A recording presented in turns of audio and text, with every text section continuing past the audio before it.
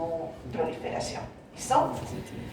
Entonces les voy a contar una historia, más o menos para que sepan que en los tejidos normales se controla de manera cuidadosa la producción y la liberación de estos ligandos. Las señales que promueven el crecimiento son señales que van a ser generalmente paracrinas. Una célula le pide a la otra que se replique, porque si es que no hacen eso, no hay espacio para que entren todas. Entonces recuerden, es transmitida y regulada de manera temporal y espacial.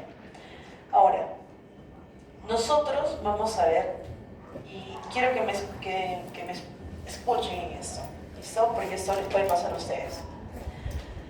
Vamos a ver la historia de las células GELA y los $861, ya, como las 1001 noches. ¿Alguien sabe? De la mujer que sufrió de algún cáncer y aislaron sus células y con eso hicieron muchos estudios. Y le hicieron después, creo que un reconocimiento, porque en su época hubo mucha controversia porque no le pidieron, por así decirlo. ¿Algo más? ¿Alguien más sabe? Son células inmortales. Ajá. Ya. ¿Algo más? ¿Alguien más sabe?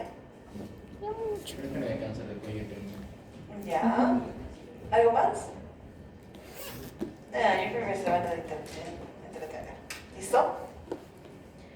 Henrietta Lacks, por eso se llaman células GELA, fue una mujer de raza negra que vivió entre los años 1920 a 1951. Y este caso desencadenó para nosotros un problema ético muy importante. ¿Listo? En 1951 ella acude a un ginecólogo, que era un ginecólogo de su confianza, que era el doctor George Gay, con una masa en el cervix. ¿Listo? ¿Qué pasa si es que ustedes tienen un paciente con masa en el cervix? A ver, masa, ¿cómo le llaman a eso? Tumor.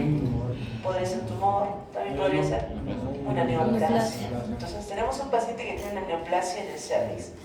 ¿Qué tipo de neoplasia es? ¿Benigna o maligna? Posiblemente maligno. Todavía no sabemos. Hasta el momento solamente es una neoplasia en cervix. ¿Listo? Cuando vaya, el doctor se da cuenta que al ser una mujer de origen negro, es muy probable que esta lesión sea maligna. Y decide, como bien ustedes han dicho, tomar muestras y mandárselas a su colega. Su colega era un experto en lo que eran cultivos celulares y empiezan a darse cuenta que estas células no morían. Y como no morían, este laboratorio logró logró venderlas para células de cultivo celular.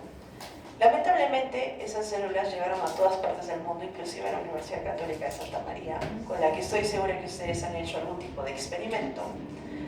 Estoy segura que debe haber en la gran mayoría de las universidades células GELA, pero lamentablemente, como bien dijo su compañera, nunca le pidieron permiso a la paciente. De hecho, fueron sus hijos los que se dieron cuenta. La señora, ¿cuántos años vivió? 31. ¿Qué? 31 años. 31 años. Sus dos hijos ya eran grandes, por si acaso. Mira, 1922. Era otra época. Pero, no lo sé, pero imagínense, estamos en 2025 y seguimos teniendo células GELA. Oh.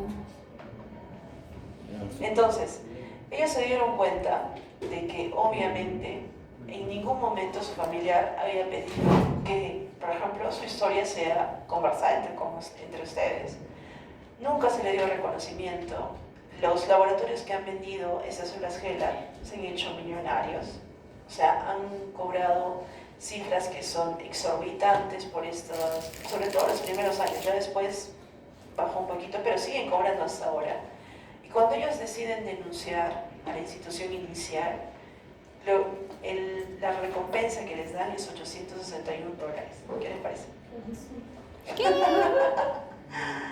Miren, antes de 1951, nosotros como científicos no podíamos crecer células humanas per se. Las células humanas correspondían a los órganos. Fuera de los órganos no teníamos cómo. Y por tanto, se hacía muy difícil hacer estudios, sobre todo estudios de cuán seguro es trabajar con algunas drogas, sobre todo en el contexto de cáncer. ¿Listo? Las células cervicales de esta mujer, que les digo es una mujer de origen negro, fueron las primeras que nos ayudaron a contribuir justamente al conocimiento. Y si bien Henrietta Lacks no fue una científica, no fue de repente ese su camino, sus células nos han permitido avanzar en la ciencia de una manera extraordinaria y por tanto es probablemente uno de los baluartes también de la investigación biomédica. Ahora, nosotros hemos dicho cuántas cosas hacemos sin el consentimiento de nuestros pacientes. Por ejemplo, algunas veces ustedes van a estar en el hospital y van a ver un caso muy importante y le van a tomar una foto al paciente. O de repente no le van a tomar una foto, pero van a querer compartir.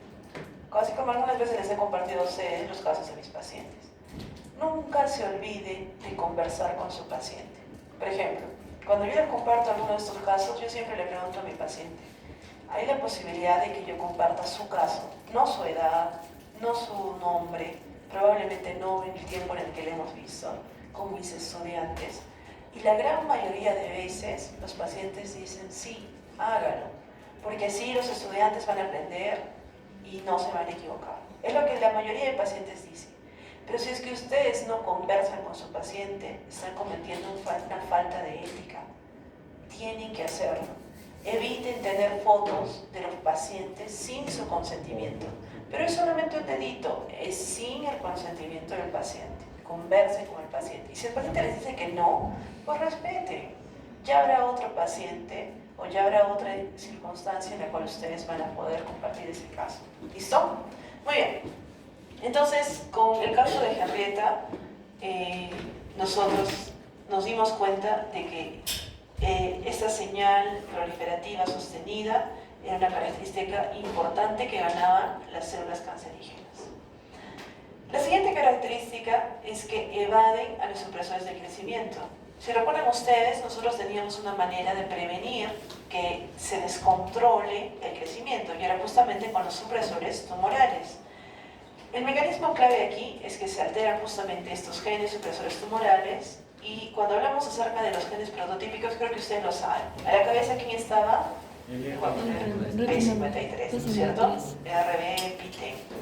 P53 sabíamos que recibía la información, sobre todo cuando estamos en situaciones de estrés, cuando hay niveles insuficientes de glucosa, oxigenación, nucleotídicos o señales de crecimiento celular, simplemente se activa y fisiológicamente nos lleva a apoptosis, ¿no es cierto? Paramos el ciclo celular. Ahora, cuando hay daño del genoma excesivo, nosotros vamos a censar. ¿Se acuerdan los sensores que teníamos los DPRs o DDRs? ¿Se acuerdan que les había mostrado estas proteínas? Ellas censan y activan el P53. Si no tenemos P53, o sea, si está mutado o si está haciendo cualquier cosa, pues vamos a vernos alterados en estas circunstancias. Yo estoy segura que ustedes no están tan relacionados con, de repente, muchos daños del genoma, salvo los que fuman. Pero sí están relacionados con esto, con el estrés.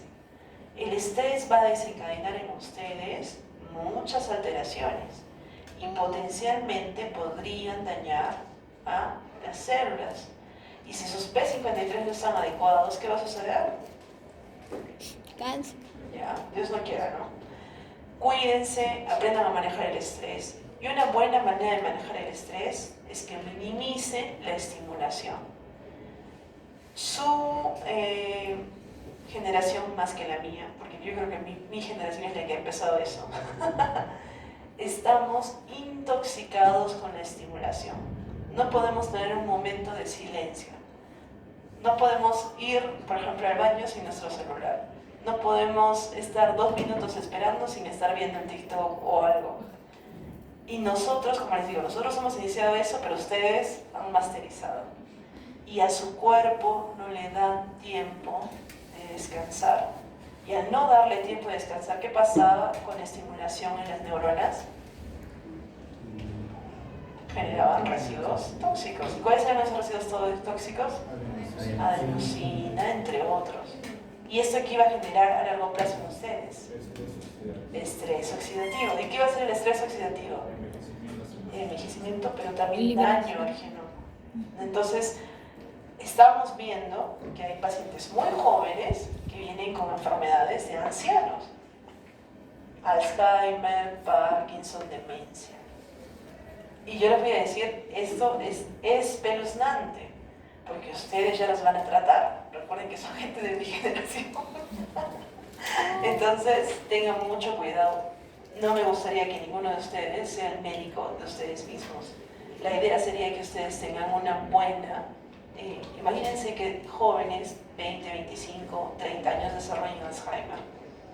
No tendría sentido. Miren, tanto esfuerzo que han hecho para poder estar en la carrera, o que siguen haciendo, o de venir acá a una clase. Aprovechen las oportunidades que tienen. ¿Listo? Recuerden, RB integra la información, tanto de fuentes intracelulares como extracelulares, y nos permite decidir si la célula entra al ciclo o no. ¿Listo? Pite, yo creo que lo han visto. ¿Con qué vía se relacionaba? Eso lo voy a poner. ¿Con qué vía? PI3 quinasa. Recuerden, inhibe a la vía de la PI3 quinasa. En general, si es que nosotros vemos, aquí tenemos el ciclo celular, ¿de acuerdo? Teníamos de G1, que G viene de grow o crecimiento 1, pasábamos a la fase de síntesis o S, de ahí teníamos una segunda vuelta de crecimiento o G2, y luego pasábamos a la mitosis, ¿no es cierto? En la fase M de los checkpoints, nosotros vamos a ver si todos los cromosomas se han adherido correctamente a sus centrómeros y podemos nosotros iniciar el proceso. De G1 a S tenemos a la proteína E2F y esta proteína es inhibida por la proteína RB, que ya hemos dicho que integraba lo que sucedía en las otras vías, en las vías de tirosinquinasa o también en la información que teníamos, por ejemplo, con P16, P21. ¿Se acuerdan con quién estaba relacionada P16? ¿Qué tipo de cáncer? A ver, les doy 4 opciones. Colon, gástrico, cervix, páncreas. P16 está muy relacionado con cáncer de cervix. El virus del papiloma humano altera al P16. Claro, claro. ¿Listo? Muy bien. Después tenemos aquí a la síntesis, donde tenemos a la ciclina A y a la CDK2. Y creo que esa fue la pregunta de algunos de sus compañeros. Y miren aquí, aquí tenemos a uno de los grandes del genoma, el P53. Estamos viendo que está relacionado con que se pare el ciclo celular a este nivel, si es que nosotros tenemos alguna alteración. ¿Ok?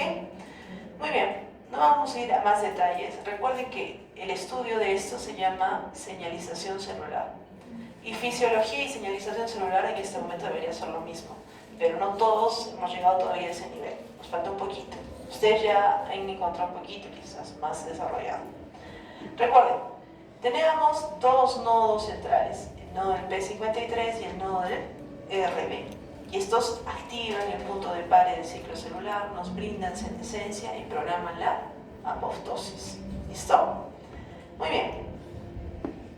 ¿Cuál es el impacto de esta parte del genoma? Si es que nosotros tenemos una proliferación celular no controlada, nosotros vamos a ver que no se va a detener el ciclo celular a pesar de que tengamos señales de estrés, a pesar de que tengamos daño genómico. Vamos a continuar como esté la célula. ¿Ok? Listo. Tercera característica. A ver, ¿cuáles son las características que hemos aprendido hasta ahora? Primera característica. Senescencia. No. Señal proliferativa sostenida. Segunda característica.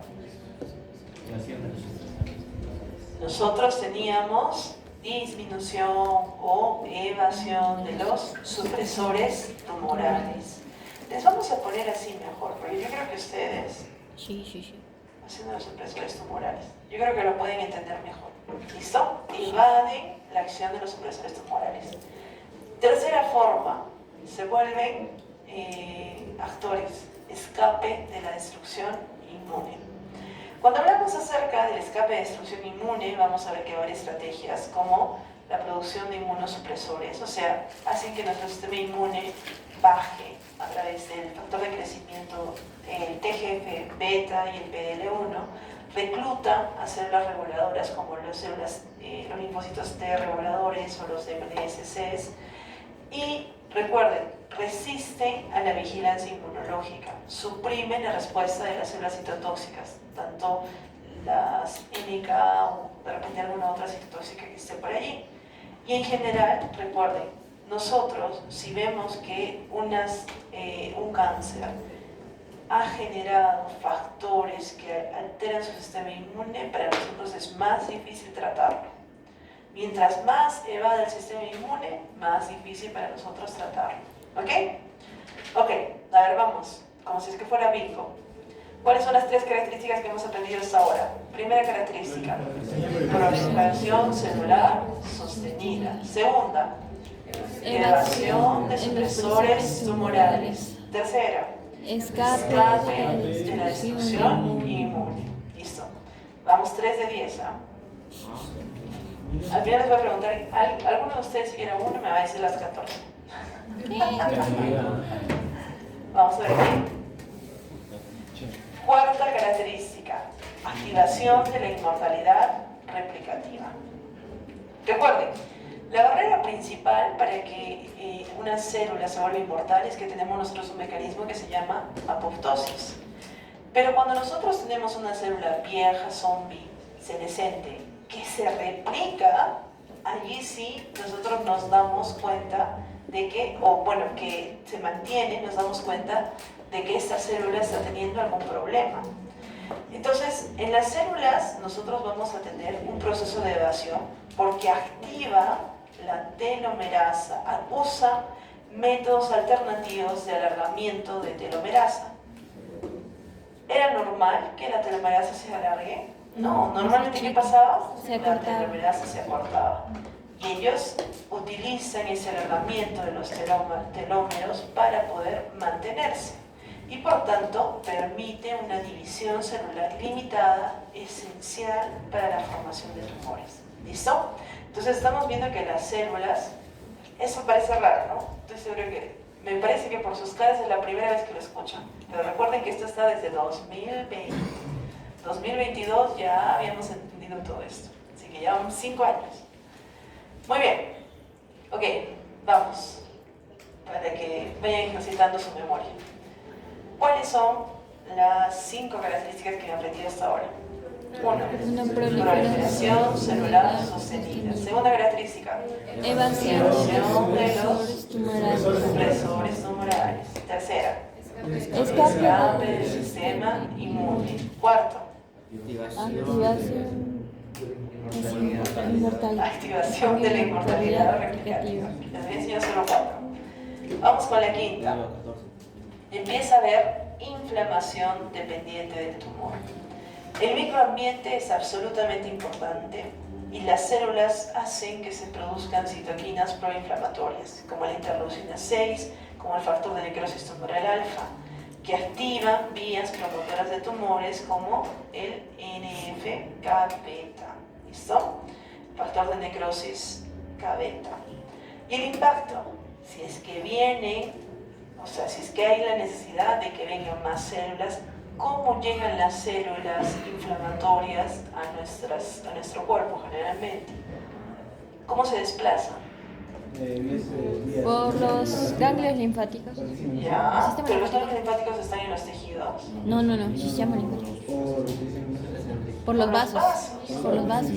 Y entonces, si es que hay una activación de la inflamación y un requerimiento de esos linfocitos, ¿cómo hacemos para que puedan llegar allá? Que cree vasos. Muy bien, promueve la angiogénesis, promueve la invasión, la resistencia a la muerte celular y permite que más recursos se dispongan hacia allá. Si nadie se interesaba en esa zona, ahora dice, mírenme, yo quiero que acá construyan. ¿Listo? Muy bien, a ver, vamos, ya tienen 5 de 10. A ver, primero, proliferación celular sostenida.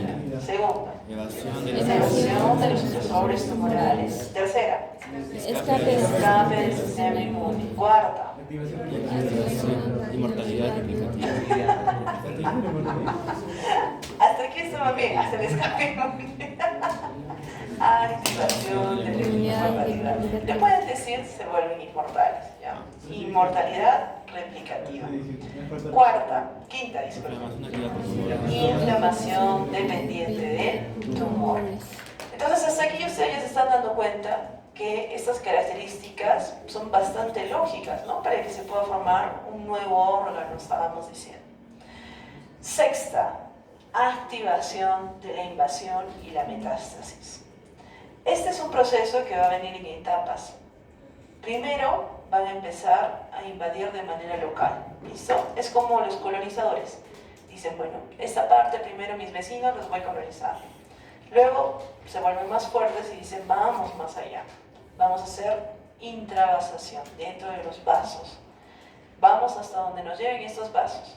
Llegan a los vasos y a la circulación y empiezan a hacer lo que se llama micrometástasis. Pequeñas cantidades de células, inclusive a veces una sola célula, va a lugares desconocidos. ¿Dónde creen que son los primeros lugares a los que llegan? Muy bien, ganglios. Ganglios es uno de los primeros lugares a los que llegan. Y de los ganglios ya encontraron una vía directa, ¿no? Pueden ir a donde quieran ir, tomando cualquiera de las vías que salen por esos ganglios. ¿Cuáles son los eventos moleculares clave? Nosotros tenemos una molécula que se llama E-cadenina, que hace que las células estén juntas. ¿Se acuerdan que alguna vez la hemos estudiado cuando veíamos, creo que Fisiopato 1? Entonces, la activación de los programas EMT van a ser importantes para justamente la invasión. Las células epiteliales se vuelven mesenquimales y empiezan a actuar como si fueran mesenquimales, para estar en cercanía con las células o bueno, con los vasos sanguíneos. Entonces hay una transición desde las células epiteliales a las células mesenquimales. Hay una interacción con el microambiente. Vamos a tener macrófagos que van a estar asociados a los tumores y vamos a tener factores como las metaloproteínas. Todas ellas van a hacer lo que hacían, por ejemplo, en una placa aterosclerótica. ¿Qué pasa con los macrófagos? Como que empezaba a crecer con todo ese material y eso generaba mucha inflamación. ¿Y qué más? Reclutamiento de fibroblastos. Entonces, ese órgano que estaba medio aislado empieza a generar hasta cierto punto volumen y empieza a reclutar más fibroblastos. ¿Listo? Entonces, ¿cuáles son las implicaciones clínicas? Vemos que esto explica la heterogeneidad de las metástasis. Estamos viendo que las células van transicionando y muchas veces resisten al tratamiento. ¿Y por qué resisten al tratamiento? ¿Qué pasa si yo tengo un tratamiento que está dirigido a las células epiteliales? ¿Son solamente las células epiteliales las que están relacionadas con el cáncer? No. ¿Quiénes más estaban relacionadas? Fibroblastos, linfocitos, macrófagos. Entonces, ¿vamos a sanar el cáncer con una sola droga? No. De repente, si es que nuestro sistema inmune está súper fuerte, vamos a poder controlarlo. Pero tenemos que tener siempre en cuenta todo este microambiente para que pensemos. Por eso, en este momento, nosotros damos quimioterapia para poder matar estas células, pero luego, en la mayoría de los casos en los cuales se puede hacer remoción, sacamos ese tejido. Es como si le sacamos ese hígado. Estamos hablando acerca de manera supuesta, ¿no? Si es que nuestro cuerpo se hubiera formando un nuevo hígado. Hemos entendido más o menos cómo se trata quimioterapia, luego cirugía. Si es que está controlado, si es que es posible. ¿Qué pasa si está diseminado? Ya. Lo dejan y dicen, bueno, su suerte, señor. No, ni aquí. Hace unos años fui a Taiwán y estuve en un instituto que era un instituto oncológico que era sumamente desarrollado. De hecho, los asiáticos, como les digo, están en otro nivel, no están como nosotros. Y allí expuso un grupo japonés respecto a cómo ellos veían el tratamiento del cáncer. Y adivinen cuál fue su conclusión. No hay. Nada, ¿que no se nada? Inmunoterapia. No, de hecho dijeron nada, que no se haga nada. No. Ellos veían, compararon dos casos. Aquellos pacientes que habían rechazado la quimioterapia y cualquier intervención y aquellos que habían aceptado. Y se veía que los efectos adversos de la quimioterapia eran mucho mayores que los efectos de la progresión del cáncer. Entonces su conclusión fue, sean cautelosos. Y decían, no hagamos más daño del que ya tiene el paciente. Y de hecho, esa fue una postura que dejó a los europeos y a todos nosotros así como que, wow, no hagamos nada por el paciente, hagamos algo. Realmente no lo sé. Creo que hay circunstancias en las que no vamos a tener que hacer nada. Y esas circunstancias van a ser cuando el paciente esté muy avanzado.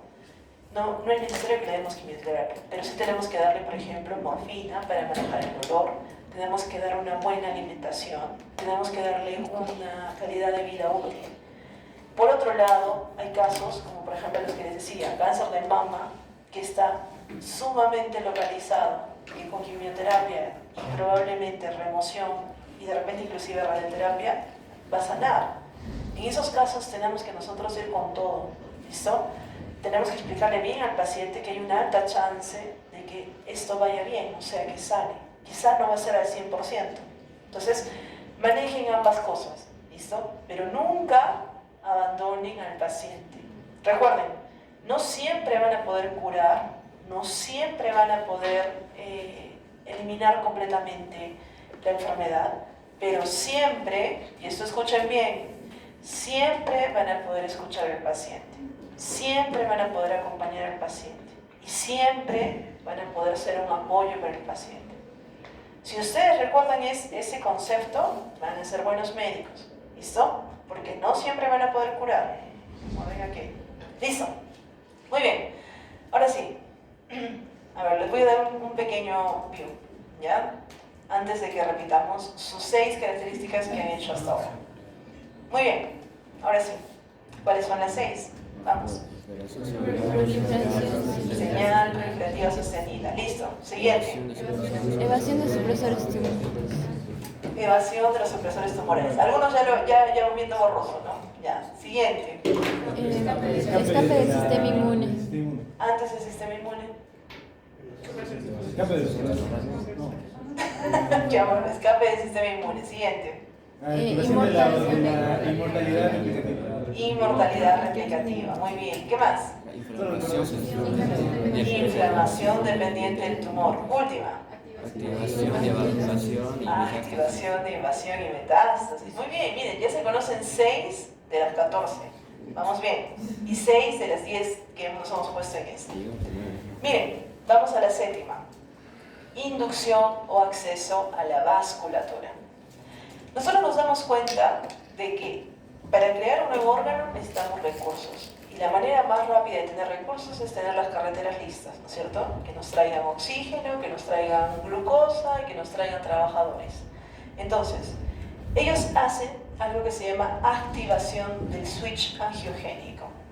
Regulamos de manera positiva los factores proangiogénicos como el factor de crecimiento de vasos. ¿Listo? Entonces, el VEG es uno de los factores proangiogénicos que se aumenta en este tipo de enfermedad y se suprimen los inhibidores endógenos como trombospondina 1. ¿Listo? Ahora, ¿cuáles son las características de los vasos tumorales? Los vasos tumorales pierden un poquito la capacidad que tenían fisiológicamente. ¿Cómo eran los vasos tumorales regulares? Los vasos no tumorales. ¿Eran permeables? Para que sean permeables tenía que haber inflamación. Porque si no, no eran permeables, si no se escaparía todo, ¿no? Se escapaba agua, se escapaban células, ¿no? Tenían que tener, solamente eran permeables, es que nosotros necesitábamos que salgan las células. Y eso era en un contexto de inflamación. Los vasos tumorales, en cambio, son altamente permeables. Tienen una distribución anómala, tienen una función alterada. ¿Se acuerdan ustedes las presiones que había en los vasos? Ya acá se alteran. Pueden haber presiones altas, presiones chicas, se junta arteria con vena, shunts, como sea, Es casi como si fuera un Picasso. ¿Listo? Entonces, ¿qué está sucediendo acá? Se altera la fisiología de los vasos tumorales. Y clínicamente se ha visto de que estos son objetivos claves para las terapias antiangiogénicas. Por ahí algunos decían, oye, si es como si fuera un nuevo órgano, ¿qué tal si nosotros hacemos trombolisis o hacemos un trombo en esta zona?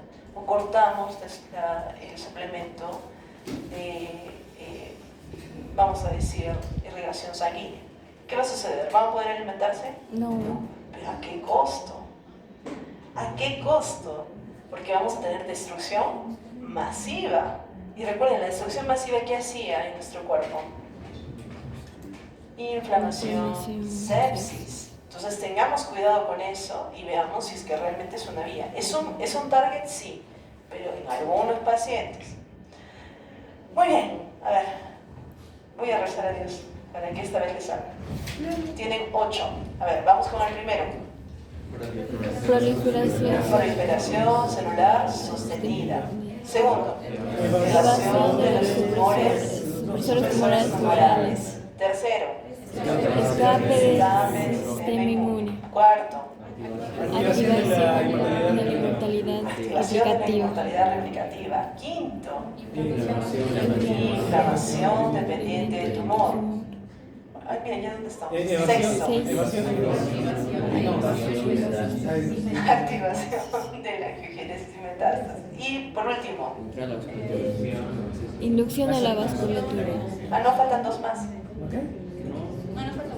¿Sí? Sí, solo uno. Sí, inducción a la vasculatura. Está bien. Inducción o acceso a la vasculatura. Activación de la invasión y la metástasis, inducción y acceso a la vasculatura. Esta siguiente característica yo creo que ustedes la conocen súper bien, ¿no es cierto? Inestabilidad genómica y mutacional. ¿Cuáles son los procesos fundamentales? 1. Se acumulan las mutaciones debido a defectos en la reparación del ADN. Y hay variaciones cromosómicas, hay reordenamientos, amplificaciones. Recuerden, esto genera diversidad genética y facilita el reclutamiento, inflamación y sobre todo reconocimiento de las células del sistema inmune de estas células, desencadenando funciones hallmark. Se hacen súper raras, reclutan a las células y de allí vuelven su imperio, ¿no es cierto? Ok, ahora sí, ustedes mismos son. Les voy a ayudar con estas últimas. A ver, empezamos con la primera. Proliferación celular sostenida. Segunda. Evasión de los supresores tumorales. Evasión de los supresores tumorales. Listo. Tercera. Escape del sistema inmune. Escape del sistema inmune, ya. Cuarta. Inmortalidad. Inmortalidad replicativa. Quinto. Inflamación dependiente del tumor. Sexto. Activación de la invasión y metástasis. Activación de la invasión y metástasis. Séptimo. Inducción o acceso a la vasculatura. Inducción de la vasculatura. Octavo. Inestabilidad genómica y mutación. Muy bien. Faltan 2. ¿Listo? Ya nomás. Son 14, pero son 10 características y las otras son algunas capacidades. ¿Listo? Siguiente característica, resistencia a la muerte. Yo creo que esta es una de las características que a nosotros siempre nos ha interesado, ¿no es cierto? De manera fisiológica, ¿qué pasa? Las células que tienen alguna aberración se eliminan y nosotros tenemos programas apoptóticos intrínsecos, mitocondriales y extrínsecos que son mediados por receptores. Y si se acuerdan, es el Fas ligando con el Fas receptor los que actuaban para poder lograr la apoptosis. Pero ¿qué sucede normalmente? Estos procesos van a terminar con caspasas, que saben ustedes son caspasa 8, caspasa 9, que ya les hemos hablado, que inician la cascada de proteólisis y ejecutan la apoptosis. ¿Qué está pasando acá? El tumor genera estrategias. Primero, por ejemplo, si pierde P53, ¿podrá ir a apoptosis? No. Si sobreexpresa BCL2, BCL, XL, que son inhibidores antiapoptóticos, obviamente no van a ir a la apoptosis. También podrían disminuir los que son proapoptóticos, como el VAX y el PAD. Hay uno que se llama, bueno, ya después diremos, y la regulación negativa de receptores como los FAS. Yo recuerdo que cuando nosotros estudiábamos esto en señalización, hay uno que es SATAM, no sé si es que lo han visto. ¿Satán? Sí, que es una de las vías apoptóticas.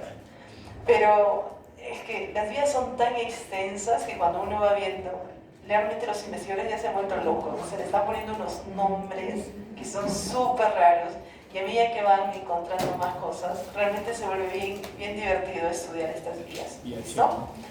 El significado clínico es que recuerden que si es que hay resistencia a la muerte celular, va a haber resistencia a las terapias que buscan inducir apoptosis. Listo, están a una del éxito total. A ver, ¿cuáles son las características que conocen hasta el momento? Vamos con la primera. Proliferación celular activa. Sostenida. Celular sostenida. Siguiente. Evasión de los Evasión supresores tumorales. de los supresores tumorales. Tercero. Escape del sistema Escape inmune. del sistema inmune. Cuarto. Mortalidad explicativa. Mortalidad. Activación de la inmortalidad replicativa. Quinto. Inflamación independiente. Inflamación dependiente del tumor. Sexto. Activación de la invasión y metástasis. Activación de la invasión y la metástasis. Séptimo. Inducción o acceso a la vasculatura. Inducción del acceso a la vasculatura. Octavo. Inestabilidad genómica y mutación. Bueno, satelital y mutaciones. Genómica y mutaciones. Noveno. Resistencia a la muerte A la celular. muerte celular. Y por el éxito vamos por el décimo. Esas células desregulan su metabolismo celular. Y existe un efecto que se llama el efecto Warburg. El efecto Warburg es un efecto en el que predomina la glicólisis anaerobia, incluso si es que hay oxígeno. ¡Qué locura! ¿Cuál era la base de la fisiología nuestra? Somos Que tengamos aeróbicos. oxígeno para usar la glucosa. ¿Cuántos ATP sacábamos de la oxidación? 34. De la glucosa? 34. 35. Depende. Ya, para nadie, más de 30 ATPs. ¿Listo? Más de 30 ATPs. Si lo hacíamos de manera no oxidativa, o sea, de manera anaerobia, ¿cuántos? 1, 2. 2 ATPs. Y miren, esas células eligen tener una glicólisis anaerobia. ¿Qué? Generan altas cantidades de lactato. Por tanto, ¿qué tipo de ambiente tienen? Ácido. Ácido. Recuerden, hacen que haya una provisión de precursores biosintéticos y media síntesis de biomoléculas como lípidos, ácidos nucleicos y proteínas. Le hacen creer a nuestro cuerpo que nosotros estamos en escasez y les pide que destruyan todo. Dicen, nos estamos muriendo, destruyan todo, saquen nuestras reservas de glucosa, rompan las proteínas, inclusive los ácidos nucleicos si es que es necesario, pero tengamos energía. Y recuerden, hay una adaptación a un microambiente que acidifica todo y que favorece la invasión tumoral y dificulta la función inmunitaria. Porque nuestro sistema inmune podía vivir mucho en un sistema ácido. No. No. ¿Listo? Muy bien. Genera, recuerden, un ritmo acelerado. Hay una producción rápida de energía. Y aunque es menos eficiente, la glicólisis genera ATP más rápidamente que la fosforilación oxidativa. ¿Qué? Es por el volumen. Si 2 personas llevan 2 soles, no hay nada. Pero si recluto a 100 personas, a 1.000 millones de personas que me lleven 2 soles, pues ya tengo suficiente. ¿Voy a alimentarlos a todos? No, no me interesa. Si es que aquellos mueren, hay necrosis, no hay problema. Pero por lo menos la parte principal, sí. Y eso es lo que sucede en los tumores. ¿Listo? Muy bien. A ver, fisiológicamente, nosotros las células utilizan, en presencia de oxígeno, estudiamos fosforilación oxidativa mitocondrial que nos da 36 a 38 moléculas de ATP por la glucosa. Y en ausencia de oxígeno, 2. Oh. 2 moléculas de ATP. Muy bien. Ahora, el impulso de las vías anabólicas para sustentar la proliferación es parte de un metabolismo flexible. Las células están adaptadas para vivir en circunstancias adversas. Si yo a una de estas células las mando a la punta del cerro, al cerebro, ¿ahí teníamos reservas de glucosa? No. No. ¿Pero con cuánto vivía esa célula? Con 2 de ATP. Entonces, ¿podrá ir al cerebro y vivir? Sí. Vive en circunstancias adversas. Es como una preparación. ¿Listo? Las hacen fuertes hasta cierto punto. ¿Qué mecanismos implicados tenemos? Por ejemplo, hay algunos genes como el MIG y el RAS, o también tenemos una respuesta a la hipoxia mediada por el HIF-1-alfa. El HIF-1-alfa es un mediador que se va a elevar cuando tenemos nosotros falta de oxígeno. ¿Listo? Les cuento. Yo estuve con una de las doctoras que fui alumna de una de las doctoras que está haciendo la mayor cantidad de investigación en lo que es HIF-1. La otra es francesa que trabaja en Inglaterra. Pero sus clases son súper graciosas porque la doctora es bien... no le gusta mucho la interacción con las personas. O sea, es ese tipo de científicos que están dentro de su oficina y como que no quiere ver a nadie. Pero por la única razón por la que sale es para explicar a los alumnos de HIF-1. Entonces, la clase que ella da es HIF-1 y cáncer. Y obviamente sale y uno la ve con la cara radiante explicando cada uno de los mecanismos. Termina la clase y si algún alumno se quiere acercar, ella los mira así como, váyanse. Ahí se va. Pero es linda persona y explica súper bien. Respecto al significado clínico, recuerden, y esto quiero que lo tengan claro para el resto de su vida. Nosotros utilizamos el efecto Warburg en técnicas como la tomografía por emisión de positrones. ¿Listo? A esta tomografía por emisión de positrones le llamamos PET. Y quiero que vean, ¿qué? Así se dice, ¿en qué idioma? ¿En quechua, doctora? ¿Cómo se pronuncia, sabes? No, doctora. Yo dije que sí sabía. No, ¿Alguien sabe quechua? Es que un día se me puso también en quechua y me lo puse a mover y se quedó así.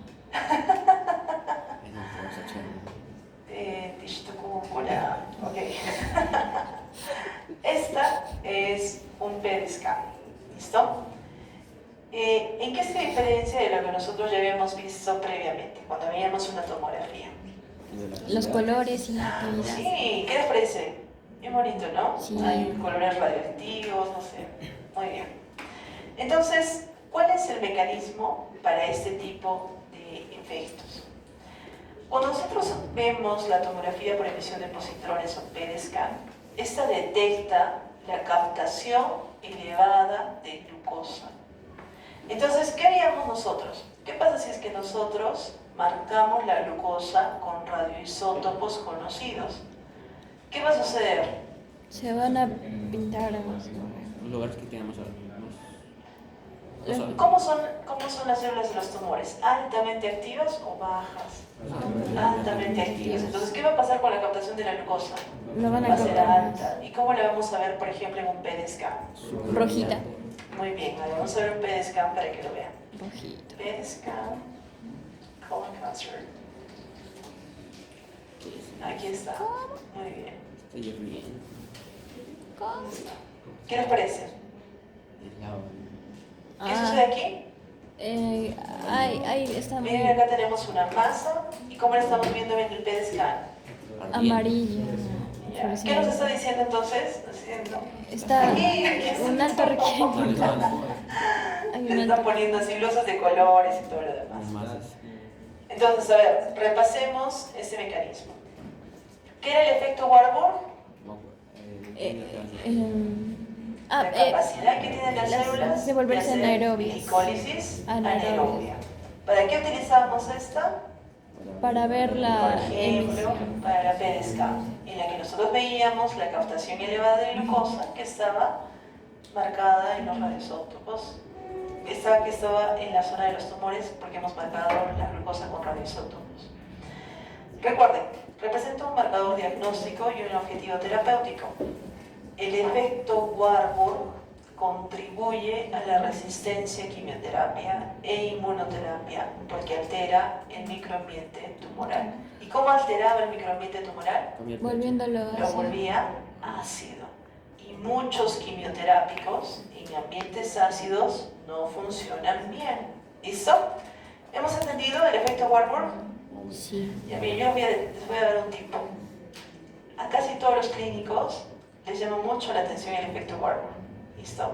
Porque es bonito, es interesante cómo estas células, ¿no?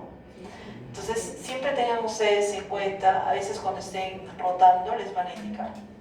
Ok, ustedes mismos han conocido 10 características de las células. Empezamos. Proliferación sostenida. Proliferación sostenida. ¿Listo? De la señal sostenida. ¿Qué más? Evasión de los supresores tumorales. Tercero. Escape del sistema inmune. Cuarta.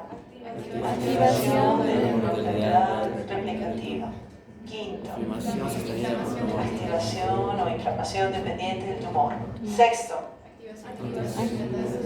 Activación de la invasión y metástasis. Séptimo. Inducción o acceso a las vasos. Muy bien, inducción de los accesos vasculares. Listo. Octavo. Inestabilidad genómica y mutaciones. Noveno. Resistencia a la muerte celular. Resistencia a la muerte celular. Décimo. Alteración del metabolismo celular. Desregulación del metabolismo celular.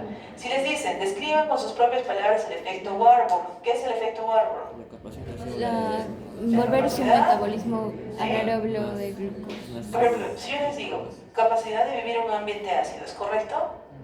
Sí. Sí, hasta cierto punto, pero estamos hablando acerca de la glicólisis. Ahí se hace glicólisis anaerobia, que obviamente genera lactato. ¿Listo? O sea, les digan como les digan, ustedes saben a qué se están refiriendo. ¿Listo? Muy bien. ¿Para qué utilizábamos el efecto Warburg? Para el PET scan. Para el PET scan. ¿Y qué veíamos en el PET scan? Acuérdense de esto. El consumo de glucosa. Como si fuera Navidad, ¿no? Van diciendo. ¿Ok? ¿Hasta aquí estamos bien? Si ustedes fueran oncólogos, ¿para qué pedirían una PET scan? Para encontrar si hay otros Ya, tumores. podrían ver metástasis u otros tumores. ¿Qué más? Para ver Muy bien, para ver hasta dónde llega. ¿Qué más? Muy bien. Pero dígame, un paciente que tiene un tumor que es positivo en la PET scan, ¿le va bien o le va mal con la quimio? Va a tener una respuesta que está alterada. ¿Listo? Y eso también como factor pronóstico para saber si es que va bien o no. Muy bien. Entonces, ya tenemos sus 10 capacidades principales o capacidades biológicas. Ahora vamos a ver lo que cambia de estas células. Y lo que cambia se llaman hallmarks emergentes. Hay dos hallmarks emergentes. Habíamos visto nosotros a las células senescentes en el contexto de lo que era la capacidad replicativa. ¿Se acuerdan? La inmortalidad replicativa.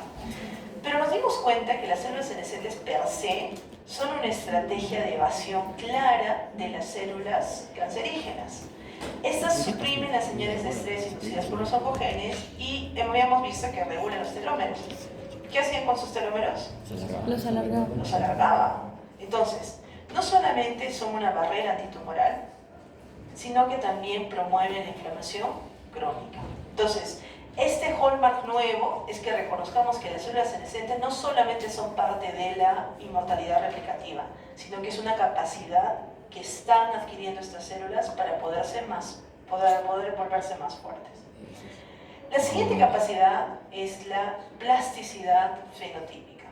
Cuando hablamos acerca de plasticidad fenotípica, estamos hablando acerca de una transición reversible entre los estados epiteliales y mesenquimales.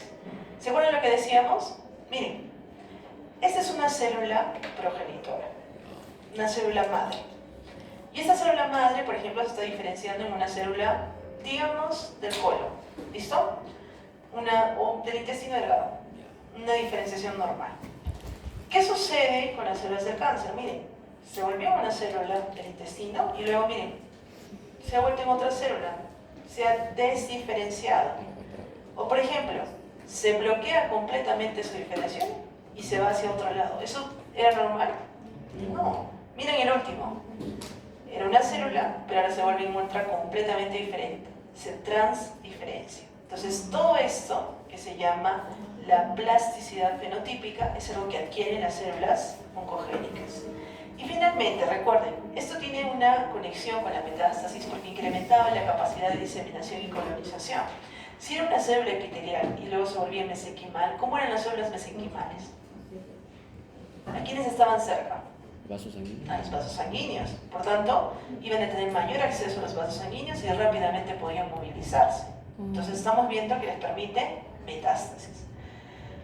Entonces, a ver, Dios los ayude. ¿Cuáles son las 12 características que han aprendido hasta ahora? Empezamos. Proliferación celular sostenida. Siguiente. Evasión de los supresores tumorales. Evasión de supresiones tumorales. Siguiente. Escape del Sistema inmune. Siguiente. Activación de la inmortalidad activación de replicativa. Activación de la inmortalidad replicativa. Siguiente. inflamación dependiente. Inflamación dependiente del tumor. Siguiente. Activación de invasión de metástasis. Muy bien. Siguiente. Inducción O entrada a a los vasos sanguíneos. Acceso a la vasculatura. Siguiente. Inestabilidad genómica. De ella viene más fácil. Siguiente. Resistencia a la muerte. Resistencia a la muerte y desregulación del metabolismo. Ahora, las dos nuevas que hemos aprendido. Plasticidad fenotípica y la capacidad de células senescentes. Está bien. O volverse senescentes. Muy bien. Ok, las dos últimas, que son características facilitadoras, que también las conocen. La primera, que le hemos hablado, es acerca de los cambios epigenéticos no mutacionales. La hipermetilación de los genes supresores tumorales, las modificaciones de las histonas, van a tener implicaciones para la expresión o el silenciamiento de ciertos genes. Y por tanto, es el campo nuevo de terapias dirigidas. Y lo último, lo que ustedes ahora están estudiando en microbiología, los microbiomas polimórficos. ¿Qué hemos dicho del microbioma? Eran un conjunto de organismos, ¿no? Teníamos bacterias, virus, hongos que residían en nuestro cuerpo. ¿Y por qué eran importantes? Porque no solamente estaban en el intestino, ¿dónde también estaban? En la piel, en el tracto genitourinario, en los pulmones. ¿Se acuerdan ustedes cuando nosotros veíamos esa parte? La disbiosis se puede ver relacionada con el cáncer y altera la composición del microbioma, influyen en los procesos inflamatorios y generan cáncer. Por ejemplo, la disbiosis intestinal podría generar cáncer colorectal, porque teníamos microbiomas protectores del cáncer y otros que eran protectores o promotores del cáncer. Estos producían toxinas bacterianas y habían efectos mutagénicos en el colon. Por ejemplo, tenemos una E. coli, que es una E. coli que tiene un locus PKS, que genera un ambiente promutacional. Supongo que eso también ya lo han visto en micro, ¿no es cierto? Con todos los avances del cáncer. Recuerden también que tenemos microbiomas específicos en los sitios tumorales. Por ejemplo, en cáncer de mama, el microbioma mamario podría influir en la inflamación local. O en cáncer pulmonar, eso creo que sí lo habíamos visto ampliamente. Recuerdan ustedes que el humo del tabaco y otros contaminantes hacían que el microbioma esté afectado y por tanto se afectaba o sobrecrecían algunos otros microorganismos. Y en los melanomas y tumores sólidos, el microbioma intestinal puede modificar la eficacia de la inmunoterapia. También teníamos microbioma modulador. Algunos microbiomas podían producir metabolitos que promueven o inhiben la carcinogénesis. Entonces, en general estamos viendo que nosotros tenemos microbiomas polimórficos. Por ejemplo, el microbioma vaginal, de la piel, del intestino, de los pulmones, oral. Pero también estamos viendo que el tumor genera su propio microbioma. Si es que, por ejemplo, hubieran algunas bacterias que volvieran el ambiente más ácido, ¿le favorecería? ¿O lo volvería peor a ese microambiente? Lo favorece. Lo favorece y por tanto es algo que es importante para este tumor. ¿Listo? Muy bien, hemos acabado. A ver, Dios los ayude, les vamos a poner los emergentes acá. Vamos con sus 14 características y han acabado los hallmarks del cáncer y se pueden graduar. como alumnos de cualquier universidad bastante importante. Listo. Vamos. Primera, proliferación celular sostenida. Segunda, activación de los genes supresores tumorales. Tercero, escape del sistema inmune. Cuarto, activación de la inmortalidad replicativa. Quinto, inflamación dependiente del tumor. Sexto, activación de la invasión y metástasis. Séptimo, inducción o acceso a la vasculatura. Octavo, inestabilidad genómica. De allí, mutación. Resistencia a la muerte y regulación del metabolismo. Vamos con los siguientes. ¿Cuáles son los dos que vienen? Plasticidad fenotípica y Células senescentes. las células senescentes. Siguientes, dos características. Epigenéticos. Cambios epigenéticos y Microbiomas microbiomas. Ya. Yo estoy muy feliz, un aplauso para ustedes, lo han hecho. Han sobrevivido los hallmarks del cáncer. Ya vamos a hablar. Muy bien, chicos. Ok, entonces se dan cuenta que el microambiente tumoral es sumamente importante. Aquí se reclutan células sanas que van a ser parte del repertorio del tumor y forman algo que se llama el estroma asociado al tumor, es decir, el parénquima de estos nuevos órganos. Tenemos stem cells cancerígenas. Miren aquí. Aquí tenemos las células cancerígenas, tenemos los vasos, tenemos los fibroblastos, células endoteliales, pericitos, células inflamatorias. Todas estas forman prácticamente, ¿a qué les hace recuerdo? Yo les digo células, vasos, mesenquima. ¿Qué es? Cualquier órgano, ¿no? Cualquier órgano es eso. Entonces ellos han formado su propio órgano, pero miren, tienen a sus células madre. Cancer stem cells. Esas células madre, miren lo que hacen. Empiezan a invadir, hacen metástasis. Esto, por ejemplo, probablemente va a ser un nuevo hallmark cuando nosotros tengamos la revisión. Los stem cells cancerígenos son probablemente de los aspectos más terroríficos que hay. O sea, no son como las células senescentes, pero totipotenciales, o sea, imagínense. Ahora, los tumores son más que islas celulares. Si es que alguien les dice, el tumor son solamente estas células, ustedes recuerden que no han pasado por mi clase, porque saben que el tumor no son solamente células, el tumor es un conjunto de funciones que trabajan prácticamente como si fueran un nuevo órgano. Y por tanto, nosotros nos vamos a dar cuenta que son tejidos complejos, que están compuestos por diferentes clases de células que participan y que interaccionan heterotípicamente unas con otras. Y recuerden, el microambiente tumoral tiene una importancia en el desarrollo de la tumorogénesis. Entonces, además de las características que ustedes han visto, si no tenemos un contexto adecuado, o sea, si no tenemos un microambiente tumoral, es poco probable que se pueda dar el cáncer. Finalmente, aspectos finales. La mayoría de los cánceres saben ustedes que ocurren de manera aleatoria, pero hay tres aspectos que contribuyen mucho a que se den de una manera más pronta. La primera es la edad. Mientras más años tenemos, más mutaciones acumulamos y probablemente tenemos más chance de desarrollar cáncer. La segunda es la herencia. Si nosotros ya tenemos genes mutados, tenemos más posibilidades de desarrollar. No es que vayamos a desarrollar, pero obviamente tenemos más. Y si vivimos en un ambiente en el cual, por ejemplo, hay rayos ultravioleta que generan dimerización de timina, citosina, citosina-timina, ¿qué va a suceder? Es más probable que haya una Tenemos mutación. más riesgo. ¿Qué pasa si vivimos en un ambiente como Lima, como México, como Nueva Delhi, donde la contaminación ambiental es tan alta que aumentan los factores de riesgo cardiovascular? ¿Qué va a suceder? Hay mayor riesgo. Es casi como si es que estuvieran viviendo en la casa de un fumador. ¿Ustedes les gustaría vivir en un ambiente así? No. A veces no hay otra opción, ¿no?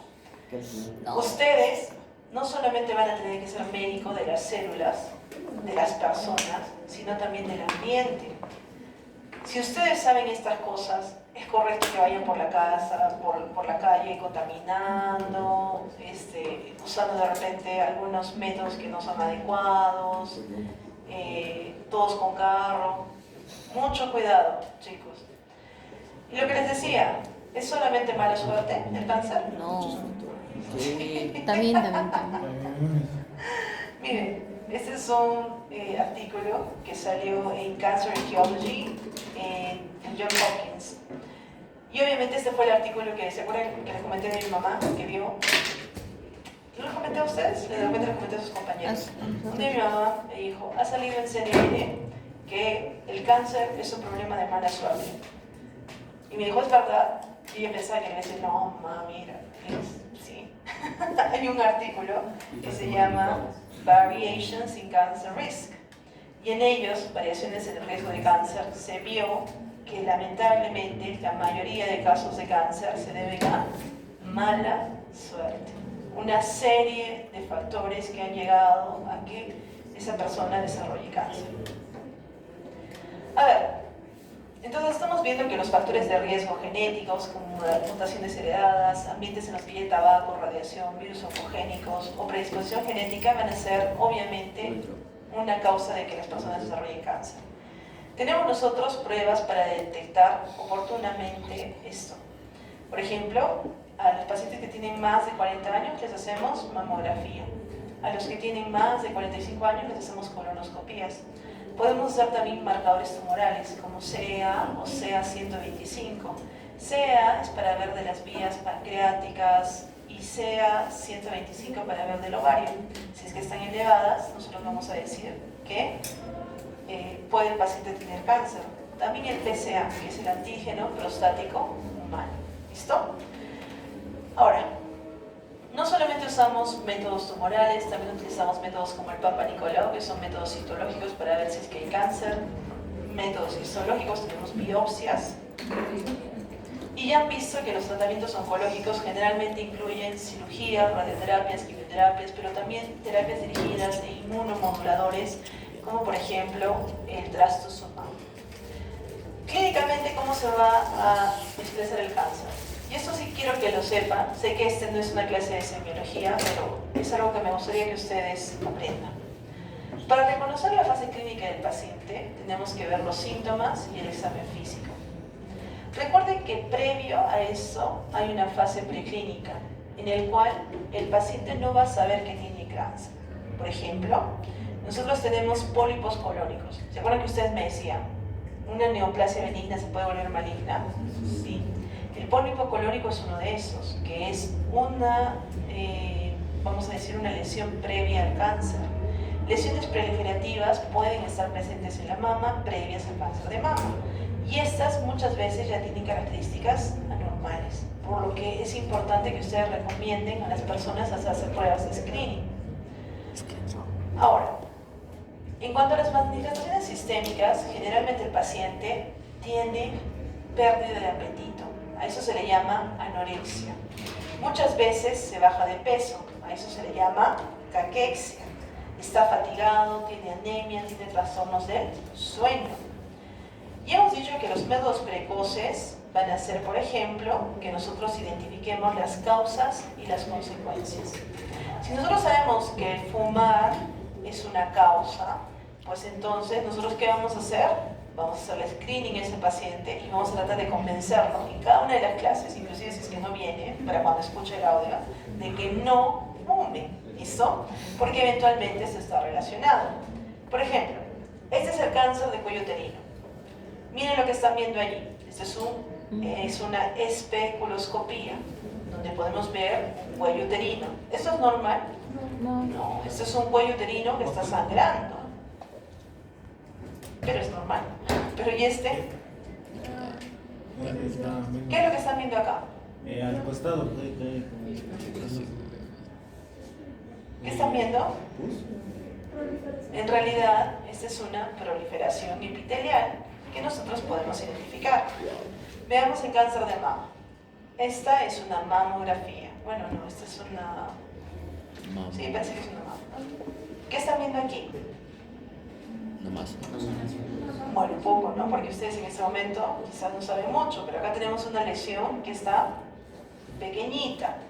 Nosotros le vamos a pedir al paciente que haga un examen de autoexamen de mama para que pueda de repente identificar de manera precoz algunas lesiones.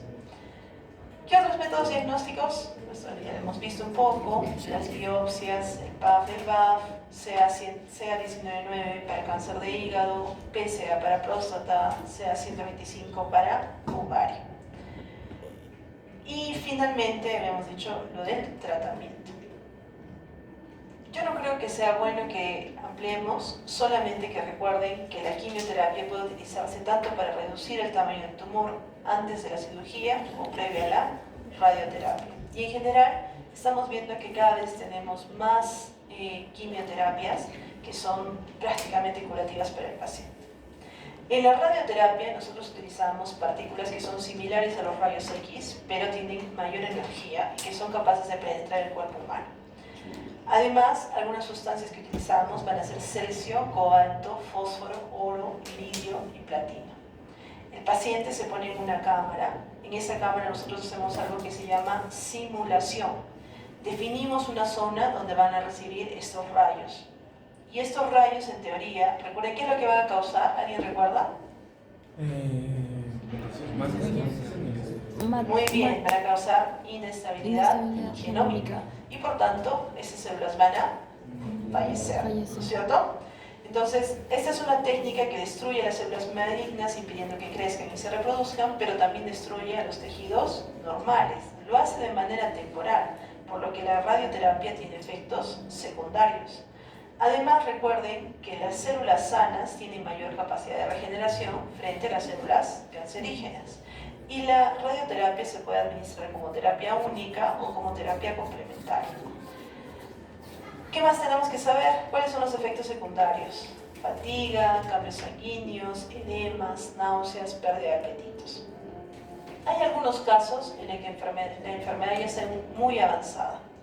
En estos casos, la radioterapia no nos ayuda a sanar al paciente, sino a calmar el dolor, a reducir la masa tumoral y evitar fracturas óseas. Y a esto se le llama como radioterapia paliativa.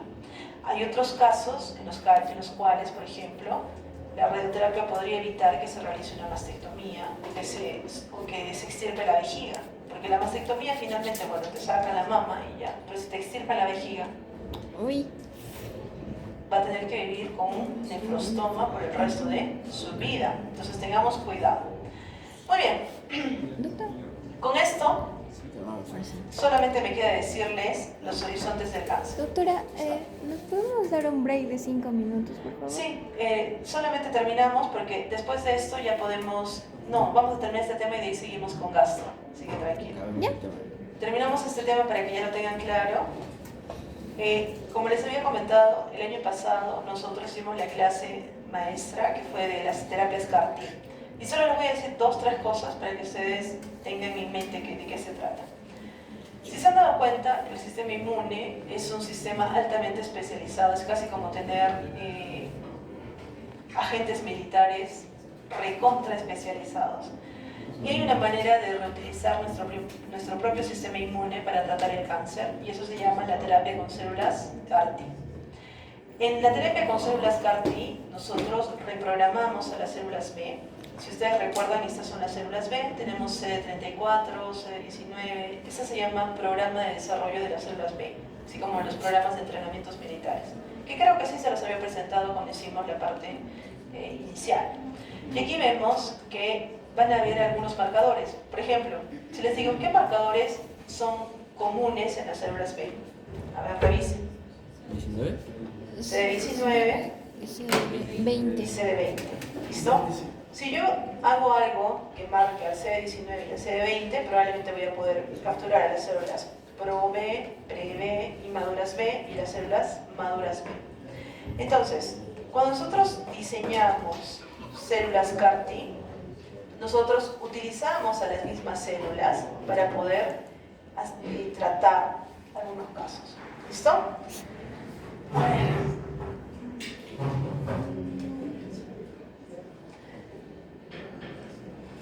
nosotros vamos a tener, por ejemplo, acá un CD3.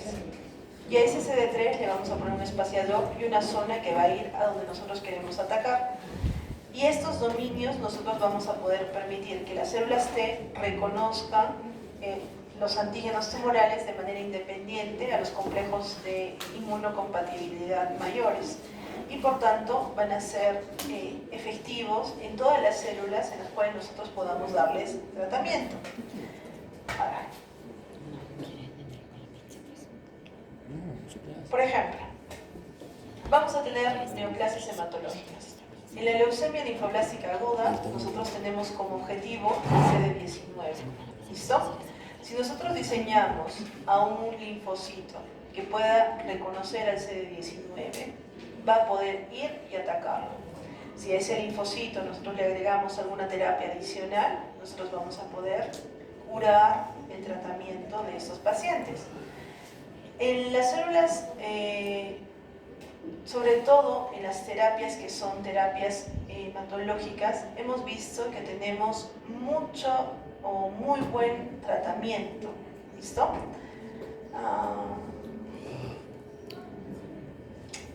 Yo sé que ustedes esto todavía no lo ven tan cercano. Yo lo veo muy cercano para nosotros. Cuando nosotros podamos tratar, por ejemplo, mielomas, leucemias, linfomas, prácticamente sanando a estos pacientes utilizando terapias CAR-T, ustedes se van a dar cuenta de que podemos utilizar lo que les había explicado en la última clase, CRISPR más terapia CAR-T, para poder no solamente modificar el ADN, sino que si es que nosotros le ponemos un tag a estas células que son células de repente tumorales y llevamos a los linfocitos y reconocen a estas células, realmente vamos a poder tratar muy bien muchos cánceres. ¿Listo? Entonces recuerden que la terapia CAR-T es la reprogramación de las células T para que identifiquen marcadores. Al momento hemos visto que sobre todo lo estamos utilizando para lo que son terapias hematológicas, pero hay ya muy buenos estudios en los cuales lo estamos viendo en terapias en tumores sólidos. ¿Listo? Muy bien, chicos, ahora sí, con esto hemos terminado lo que tenía que explicarles de cáncer. Quizá no les he explicado respecto a las biopsias líquidas. Nosotros estamos recolectando el ADN ya no solo de los tumores, sino también lo estamos recolectando de la sangre. ¿Listo? Un tumor sólido puede soltar algunas células. Si nosotros recolectamos la sangre, amplificamos el ADN y luego nosotros revisamos este ADN circulante, podemos tener inclusive una precisión mucho mayor que la del PET-scan, de la resonancia, y esto lo podemos nosotros utilizar en el diagnóstico. ¿Listo? Eso sería todo lo que tengo que explicarles del cáncer al momento. Les voy a dar 5 minutos de descanso.